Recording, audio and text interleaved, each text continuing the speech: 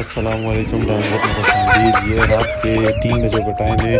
उज़ैर भाई भी नींद से जाग गया, जवान भाई भी नींद से जाग गया। ये हमारा बहुत प्यारा साथी बस है भाई, आप देख सकते हैं कैसे सोए हुए हैं। पता नहीं इनकी तबीयत खराब है, क्या चक्कर है।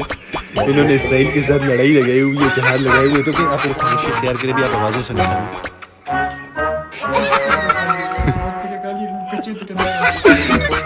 ये देखिए, आप आवाज़ सुने। बस अभी आसिया भाई ने तकचे के बहुत ज़्यादा खा लिए, समझ नहीं आ रही नहीं है। फायरिंग उन्होंने शुरू की हुई है, कश्मीर उन्होंने आधा फतह कर लिया, इसराइल के पीछे भी ये लोग निकले हुए हैं।